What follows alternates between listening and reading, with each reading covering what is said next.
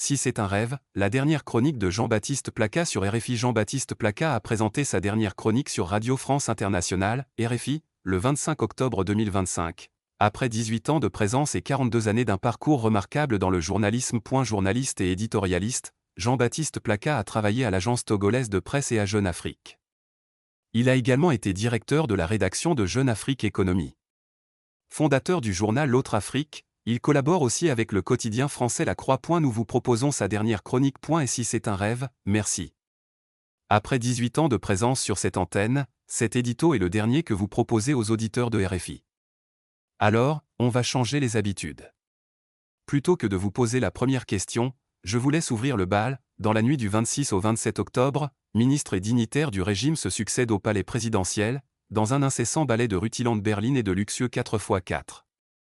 Sur le visage des personnalités qui défilent se lit une certaine gravité, de la consternation, de l'inquiétude. On devine même, ici et là, une réelle angoisse. La capitale bruisse de folles rumeurs. La télévision nationale a positionné dans la cour du palais son car régie réservé aux grands événements. On attend une importante annonce présidentielle. 3 jours plus tôt, la proclamation annoncée des résultats avait été subitement reportée, à la demande, paraît-il, du chef de l'État, qui aurait exigé de son état-major la vérité des chiffres. Que dit-elle donc? Mesdames et messieurs, bonsoir. Un message solennel du président de la République. Le drapeau au-dessus du palais flotte au vent tout au long des 68 secondes que dure l'hymne national. Debout derrière un pupitre, le visage à la fois grave et détendu, le chef de l'État démarre posément. Chers concitoyens, vous avez voté le 12 octobre dans le calme et la sérénité, et je vous en félicite. Eu regard des résultats de ce scrutin, j'ai le plaisir et l'honneur historique de vous annoncer que vous avez choisi pour conduire la destinée de notre chère patrie. La plupart croient alors rêver en entendant le président prononcer le nom de son ancien ministre et challenger, qu'il félicite avant de lui souhaiter plein succès dans la conduite de la nation. Alors qu'il invite le peuple à s'unir derrière l'heureux élu, on entend, dans le lointain, des clameurs, portées en écho par les 7 collines qui enserrent la capitale. Les foules se déversent presque aussitôt dans les rues. Dans toutes les villes du pays, c'est la même liesse débordante. Comme les soirs de grande victoire de l'équipe nationale de football, rassurez-nous. C'est bien de la fiction, l'événement que vous évoquez là, n'est-ce pas?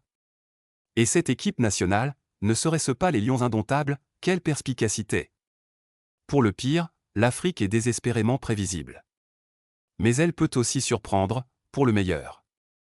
Il nous est souvent arrivé de dire ici que l'Afrique est le continent du pire et du meilleur. Le pire est toujours régulier, ponctuel. Quant au meilleur, il surgit à l'improviste, au moment où on l'attend le moins. Sur les faits que nous relatons, les Camerounais seront fixés dans les 48 heures, et nous avec. Si c'est un rêve, il est assumé. Et si la réalité venait à nous contredire, nos certitudes d'espérance vaudront circonstances atténuantes. Car, même lorsque sombre toute joie, nous avons le devoir de continuer à croire en ce continent. L'argent, la ruse et l'imposture n'auront pas le dernier mot, il suffit de si peu, pour que le Cameroun renoue avec une dynamique positive. Paul Biya a beaucoup à se faire pardonner. Ce sera fait, s'il parvenait à s'extirper du guet-apens tendu par son propre entourage. Peut-être même retrouverait-il alors un peu de cette popularité immense qui a marqué son arrivée au pouvoir, il y a plus de 4 décennies. C'est, ici, le moment de dire merci aux auditeurs. Pour leur écoute vigilante. Pour leur critique, leur bienveillance. Je viens de vous, je vais vers vous.